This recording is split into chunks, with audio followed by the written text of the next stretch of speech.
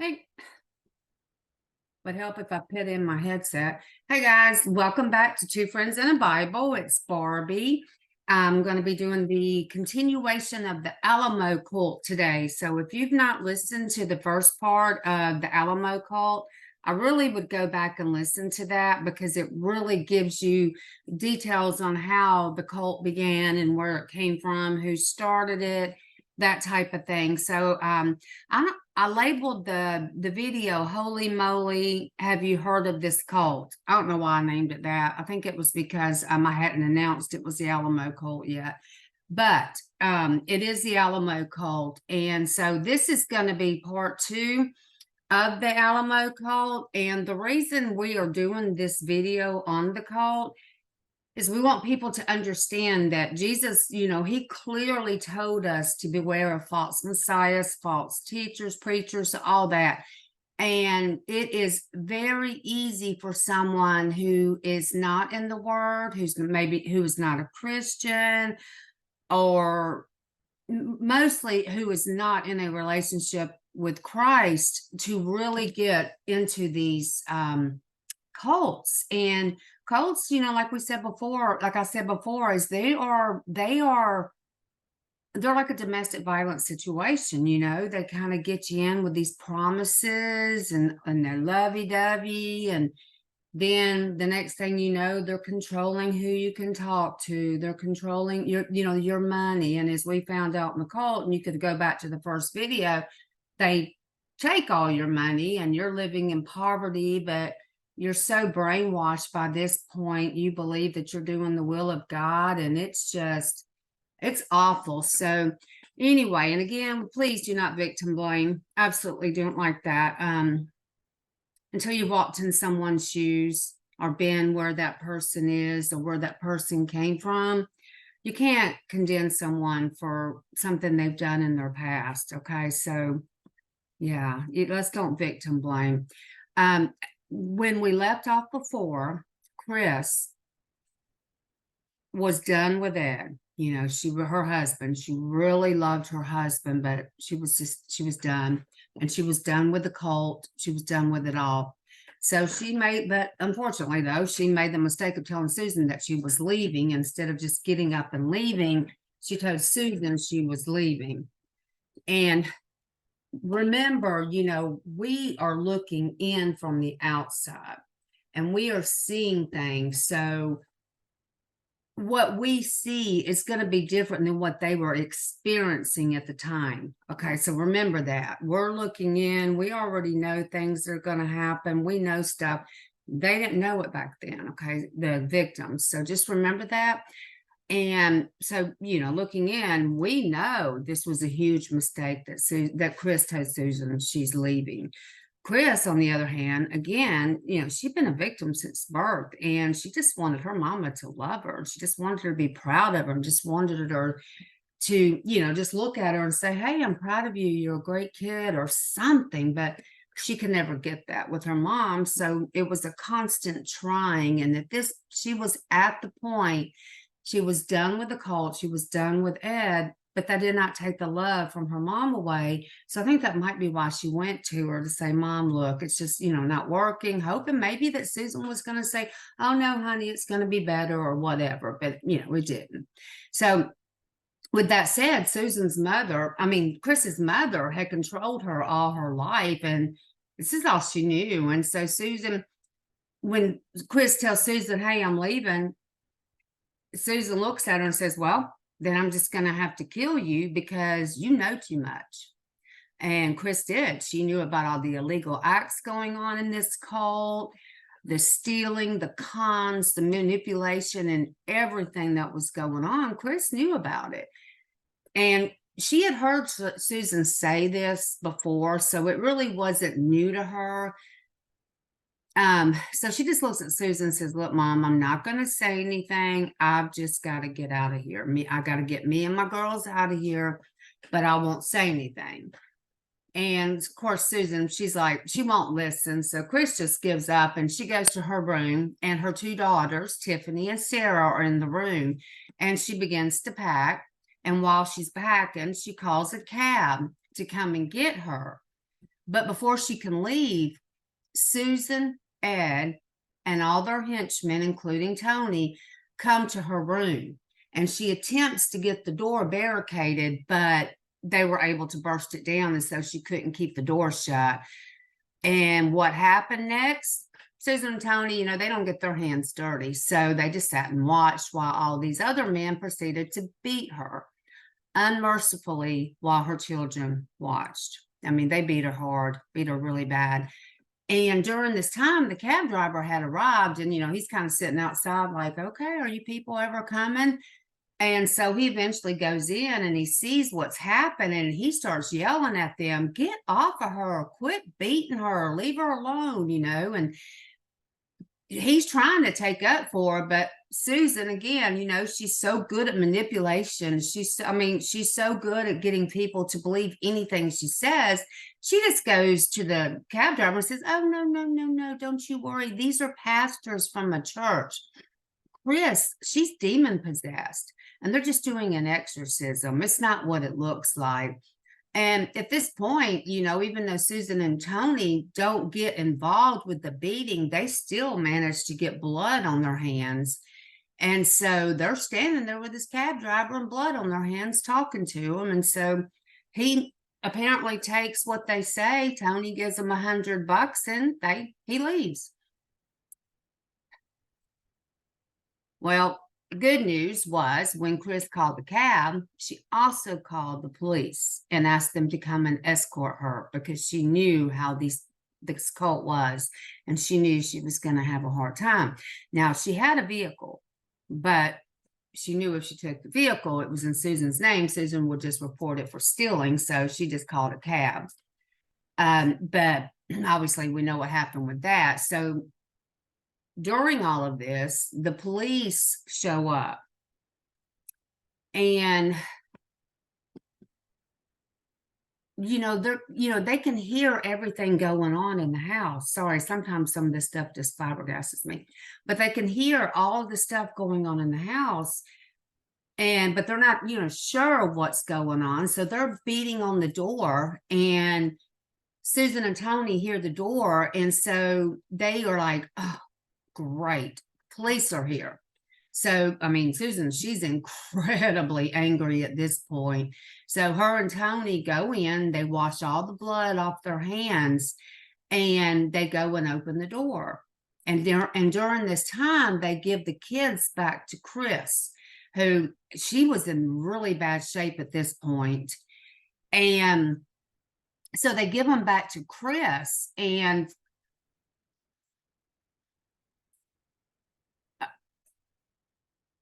sorry, my internet just bleeped. Okay, so they give them back to Chris. And so Susan and Tony, they're talking to the police. And of course, Ed, her husband, backs up what they're telling her, that she started everything. She went crazy. She's psycho. And so, that's why they had to hold her down to keep her from being crazy and yada, yada, yada. Well, the police are like, I don't know about all that. She's the only one that's injured.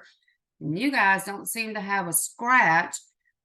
So they go to Chris and they ask her what happened. She tells them, and so they said, well, what do you want us to do? And she says, I want you to arrest them, prosecute them. And the police were like, that's fine. We can do that. But if we do, we got to arrest you too, because it's their word against your word, even though you're not showing the wounds. You're showing the wounds and they're not. We still don't know that you didn't start it, and then they stopped it, and this is what happened. So we'll have to arrest both of you and charge both of you. And Chris is like, you know what? Just forget it. And so, but she did ask them, would you please just wait right here while I go get my stuff and my girls, and let me get out of here before there's more damage done. So the police said, yeah, we'll wait. And so they went outside and they, sat by their car waiting. And they did tell her, you need to hurry up because, we don't have all day. You need to hurry. So she did. She was hurrying. Well, while she's in there getting stuff thrown into a suitcase real quick, her daughter Tiffany was sitting on the bed, and all of a sudden Tiffany yells, Mom, And that's the last thing that Chris remembers, because someone came in and knocked her over the head and knocked her out. So, and then proceeded to let the police know she changed her mind, and they were like, fine, whatever. And they left, which that shouldn't have happened, but it did. And when when Chris came back when she came back, she was unconscious. When she woke back up, she's able to call the police again. And the same ones come out, and they realize that she's actually even beaten worse than when they were there before. And at this point, they realize they have really messed up. And remember, this is back in the time when, domestic violence and things like that was not as, it wasn't, police officers were not trained in things back then. It was more swept under the rug, things like that. And so, in defense to them, they weren't trained to recognize. But when they came back, they realized, wow. So Chris tells them, my mom, Susan, Alamo, has taken my children. And they're like, well, where's Susan? And she's like, she's up in her room. I need my children. I just want to get out of here. So the police go up to Susan's room and they ask them, ask her, where's the girls?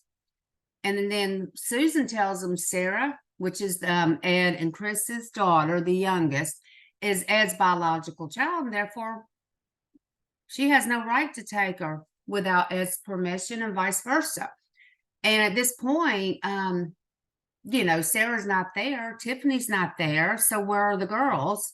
And as the police were getting ready to leave the room, they hear some banging inside of the closet. And they open the door and they find Tiffany. And she's in the closet, and she's just sitting in the corner, terrified, and she's been hurt. She's had some, not necessarily beating, but some good slapping done. Well, beating, yeah. So she's hysterical. She's crying. She's scared. She don't know where her mom is. She don't know if they killed or what they've done with her mom. And so the police get her out, and they look at Susan. They're like, we're taking Sarah, we're taking Chris, and we're going to the police station. And you better find Ed and tell him to bring Sarah back. Because at this point, they're just furious. So the police go and they take Chris and Tiffany into the station, and they're questioning her. Not sure why they didn't take her to the hospital first, but I digress.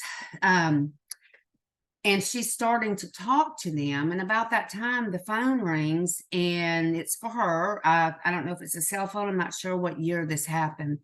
And it's a lawyer. And this lawyer is also a cult member. I don't believe he lived on the compound, but he is a member. And so he proceeds to tell Chris that if she doesn't talk and doesn't say anything, they'll give Sarah back. So she agrees. They bring her Sarah. And so she's able to leave with both her girls, Tiffany and Sarah, and she hightails it out of there. And the cult actually follow her for years, which causes her to have to move about every 6 months to get away from them. And she really did leave the cult for good. And from what all accounts, she was a really good mom to her girls.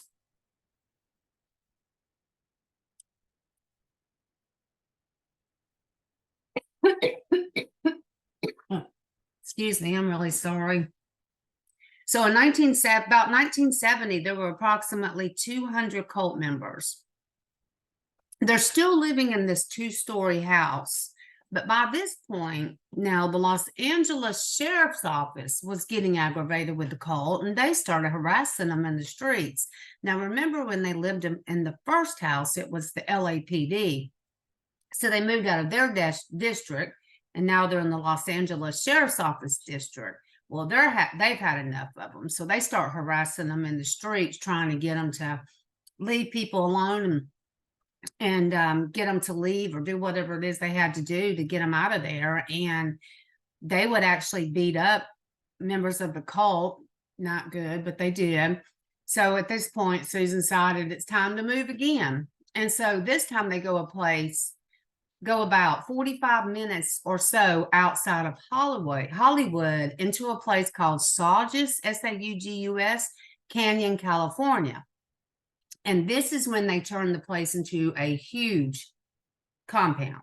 There was actually an old restaurant on this piece of property they bought. So they turned it into the church, cult, but church.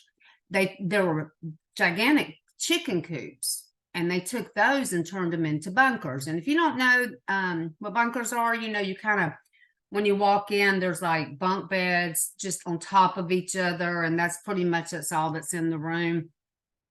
They built bunkers inside these chicken coops. So this was going to be for their cult members to live. And then in addition, they put a wall around the entire compound that had armed guards 24 hours a day, 7 days a week. Each bunker would house about 20 to 30 people.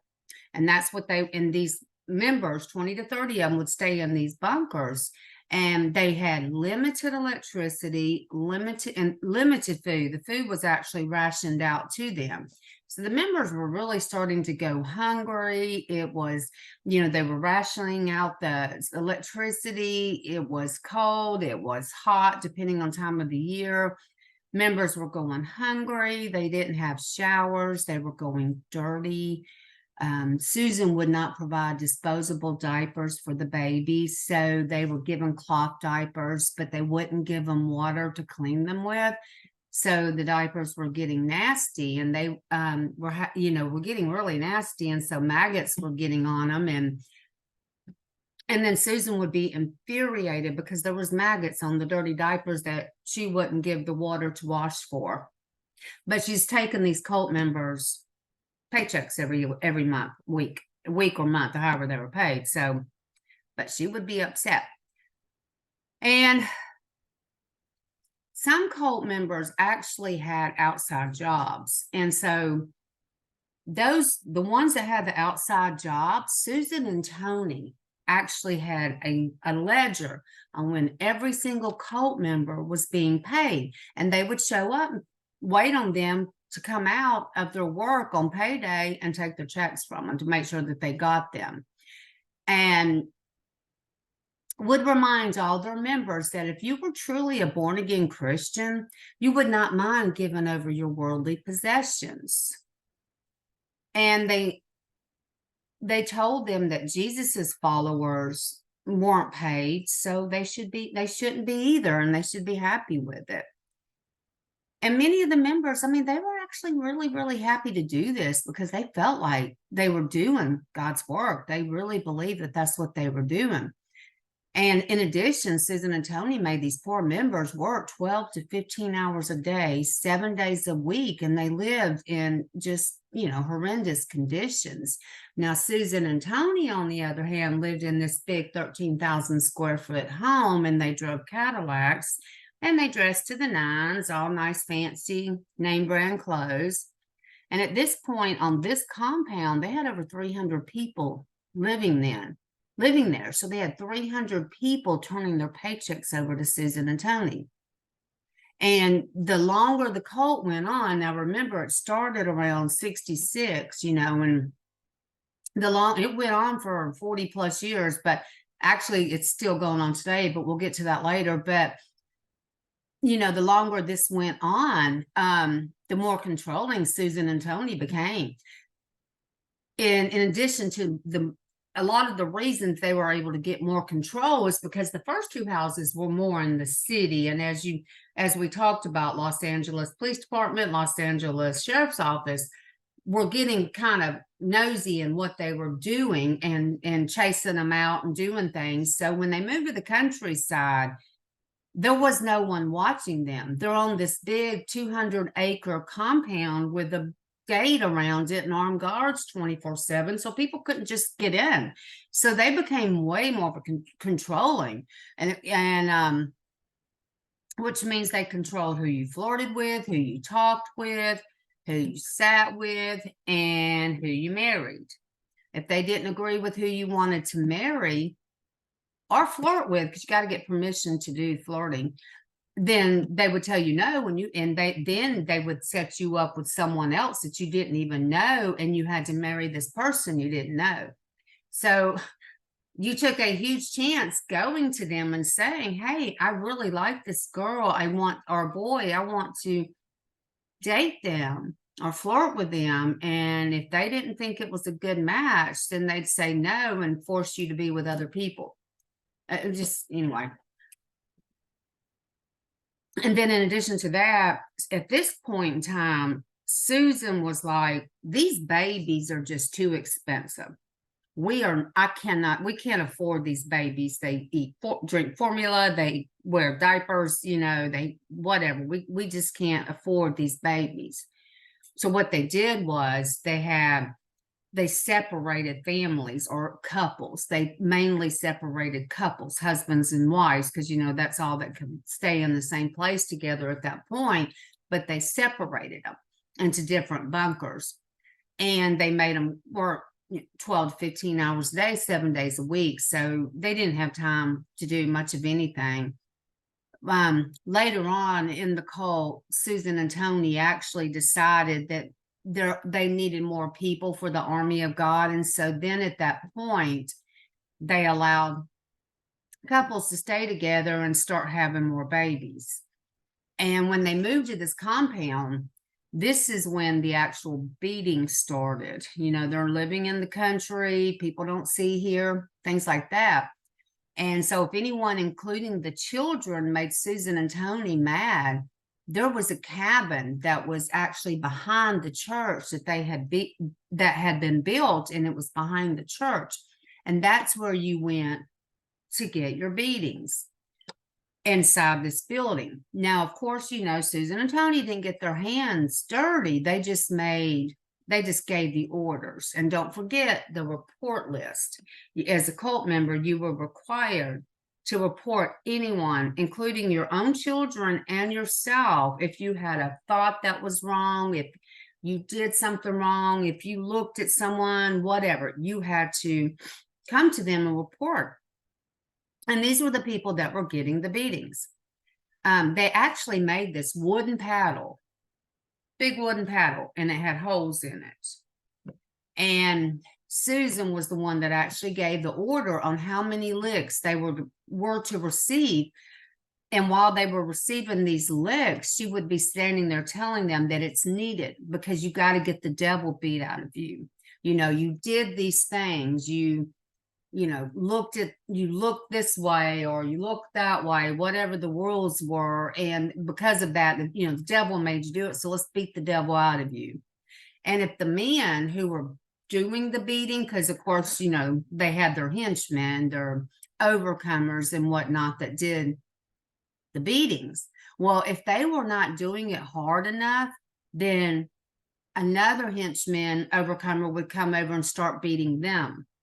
So because of that, the men were scared they were going to be beat. So they started beating even harder because they didn't want to be beat. And on top of that, if it was a child being beat, then the parents were left. They had to stand there and watch their children being beaten. And they were told that the children were possessed and they had to get the devil out of them. And these parents were so brainwashed that they believed it and sat there and watched their children being beat. I mean, that's where I'm like, anyway, I'm not going to get on that tangent. I just don't understand. It's hard to understand why people would stay in these conditions, but when they first go there, they're shown this beautiful home, and some of the members are trained to come and talk to them so that they don't see all the dirty nitty-gritty going on. They just see all the pretty. And then again, like a domestic situation. And so by the time they get in deep, they're giving their paychecks over. Even if they did leave, they have no money, they have no vehicle, nowhere to stay because they've been isolated from their families at this point. And that's if they did have families. Some of them ended up there because they were homeless, or maybe their families died off or whatever, and they just had nowhere to go. I mean, that's how they got there. And I mean, it's called brainwashing. And they were told, these members were told this needed to be done, these beatings, in order to make sure they spent eternity in heaven and not burn in hell. And all this was taught in Susan's sermons. And the only thing she taught was how not to disappoint God or disobey him and make him angry. Only wrath, and never God's love that he has for his children. You know, God doesn't want us to perish. He gives us free will so that we can make our own choice and come to him. He doesn't beat us if we don't come to him. He gives us free will. So yeah, they're definitely not following the God I know. And these poor members, I mean, they were just so brainwashed that they actually really believed that Susan was a prophet from God and that she was the only direct line to him. Pretty sure that's Jesus. Don't need Susan. Well, Susan and Tony at this point has now purchased this big fancy bus. And on the side of it, in the back of it, it says, "Are you ready to meet God? The world is ending." And the members would take turns bringing this bus into downtown LA, and they were giving out pamphlets about their church, street preaching, and inviting them to come listen to Susan. And if you can believe it, many, many people got on this bus and they went to the compound. And of course, they were only shown the beauty of it. They weren't shown where they would be sleeping in bunkers and chicken coops and not getting much food and water and baths and what have you. Well, the cult, it had grown so fast by 1973, and they had become so popular that Susan and Tony actually got their own TV program. Yes, you heard that right. They got their own TV program so they can spread more junk. And this TV program was broadcast nationwide across the USA. It sure was. And during this time, Susan and Tony actually got their own TV program. And if you talk to like your parents or someone like that might have been, in the age group of 1973, ask them. I was only 6 years old then, so obviously I don't remember, but ask them and see. They might remember Susan and Tony Alamo.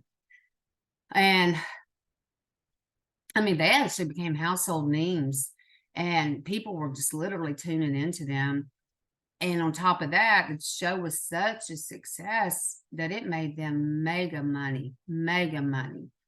Well, the good news is shortly after this TV program started, the authorities kind of started going, wait a minute, what's going on here? And so they started becoming really, really suspicious because they're seeing a lot of money going into the Alamos. They're seeing the Alamos with all these fancy cars and clothes and house and property. But when, they would see the members, they're not so much. Well, Susan and Tony, they're opening up lots of businesses. And so they would have their members work the businesses, but they didn't get paid. So you'll find that Susan and Tony always managed to become aware of things. So somewhere, somehow, someone was feeding them, but they found out that the authorities were really starting to look into them. So this is when Susan decided, time to move on. And so this time they moved to Arkansas. So now no more California lawmakers after them. So they're going to go to Arkansas. And Susan tells the members, you know what? I had a religious experience and God told me that we need to move. She said, though, that she got the religious experience when she was 9 years old and she was dying from tuberculosis.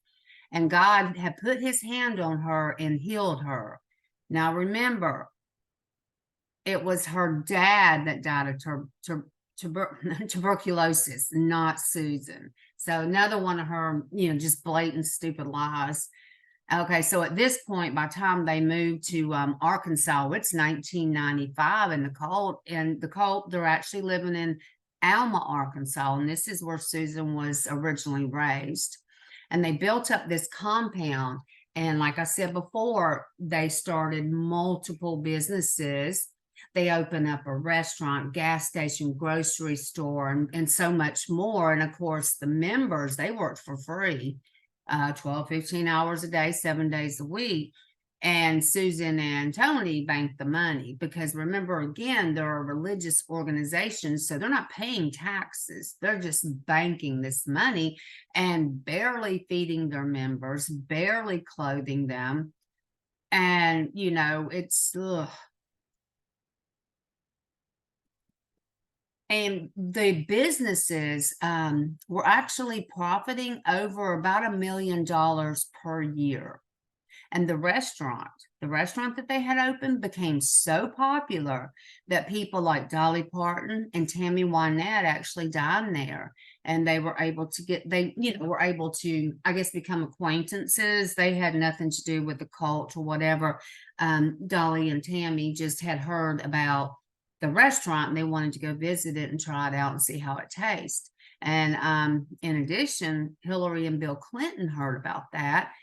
And so they went and they met Susan and Tony and got to know Susan and Tony to the point that Bill Clinton actually put Tony some stuff in one of his books about Tony. Well, during this time, these years, again, authorities are starting to notice the lifestyle Tony and Susan were living, and their members were looking not so good. I mean, they're really getting thin. So they decided to take and do an investigation, but they were going to do an investigation all the way back to 1970. And that is when it became known as the church, when they started getting the religious exemption. So they decided they were going to investigate that far back. And so the Department of Labor got involved, and they actually filed a lawsuit. After doing their investigation, they filed a lawsuit against the Alamos for wage violations, estimating they owed over $19 million in back wages. So finally, they're going to have, they're being sued for it. They're going to go to court in a few months, but they're being sued for this $19 million. But finally, right? And the people in town in Arkansas were really starting to question what was going on at this compound, because Susan and Tony were always, like I said, dressed to the nines. And then when they would see the people working, they just looked horrible. So Susan and Tony, of course, heard that they were starting to question. So what did they do? They went to the next town over and built another 243-acre compound. And they called this compound Georgia Ridge. And they went back to their old ways of not paying their employees, abusing them, beating them, and much more. I mean, they just got sued for $19 million, but they just go right back. And at this point, they decided the women did not need birth control because they, again, they want to build God's army. And so, so many babies were born during this time. And these kids, they actually called Tony Papa Tony and Susan his grandma. And these members, God bless them, they were so scared of disappointing God. They literally were putting themselves on this report list because they were so scared of disappointing God. How sad is that? And even the children would tell on themselves. That's all they knew. But a lot of these children were being born on these compounds. They didn't know any different. And the parents were also putting their children on the report list, even though they knew they were going to be beaten. But they did. Let's see. All right, we're going to go just a little further and then we're going to stop. And there will be a part 3, but that will be the last part. Okay, so now we're at 1981. And believe it or not, Susan and Tony got themselves another TV show. I kid you not. Can you actually believe this? They're under investigation from the Department of Labor. And authorities are watching them, but they somehow managed to get another TV show. Well, shortly after this, Susan was diagnosed with cancer. Yeah, remember all the years that she talked about she had cancer and God healed her from it? She never had cancer, okay, but she does now. The doctors tried to operate on her, but when they opened her up, it was discovered that the cancer was everywhere and there was just nothing they could do. So they just sent her home to die. And this, of course, freaked out Tony because he knew these members followed Susan. You know, he's the puppet. You know, he does some of the legwork, the dirty work, and enjoys the benefits of being in this cult as a cult leader. But Susan's the one that gives the messages and makes the decisions and all that. So he's freaked out because he knows the members follow her. So he didn't know what he was going to do. Well, then Susan died. She died April 8th, 1982. And she was 56 years old when she died. Well, there were several members, the loyal members, that were close by when Susan died. And they heard her tell Tony, let the cult go. Just take the money you got. Because at this point, they're worth like $53 million. Yeah, take the cult you got. Take the money you got and abolish this cult, sell the property, whatever. Well, he didn't listen. You know, from what they said, Susan knew Tony would mess this all up. It was already messing up with Susan running it, but she knew Tony was going to mess it up bad. Well, Tony decided, you know what? I'm going to take Susan's body after it's embalmed, and I'm going to put it in this 13,000 whatever square foot house in this room in her coffin. And we're going to have prayer service 24 hours a day, 7 days a week. And we're going to pray her back to life. So members would take turns going in there for 2 hours at a time for 24 hours a day, 7 days a week, praying for her to come back to life. And he tells all his members that while she's there, she's sending him all kinds of messages on what to tell the members, what to tell everyone, what to teach, all that. And he knew Susan wasn't coming back to life, but he was just trying to keep this cult going. Well, finally, after some time, and when I say some time, like 6 months of this, one of the members finally got the courage to go to Tony and say, Tony, Susan's body is really decayed. Yeah, there's not much left but some skeletal. And we really, we need to bury her. And so what Tony did was he had this mausoleum built. Sorry, not funny. Mausoleum built and puts her in this mausoleum. But he tells his members, don't worry, she's still communicating with me. And she's still going to come back to life. Don't worry. It's just going to be when it's time. Well, once Susan was in this mausoleum, Tony just went back crazy. Okay, worse than he was. He started using cocaine and traveling the world. And so at this point, I think we're going to stop because it can get pretty long. And so we're going to do a part 3. But on part 3, I'll just go ahead and tell you, Tony's going to get remarried. And it just gets insane. If it isn't already, it gets worse. Okay, so I just want to tell y'all that. But we are going to do a part 3, and I just try not to let these be too incredibly long. And so I hope you're enjoying this. And if you haven't listened to part 1, go back and do that. Okay, and thank you guys. I hope y'all have a good day. Part 3 should be up Wednesday, August the 16th of this week. Okay, y'all have a good one. Thank you.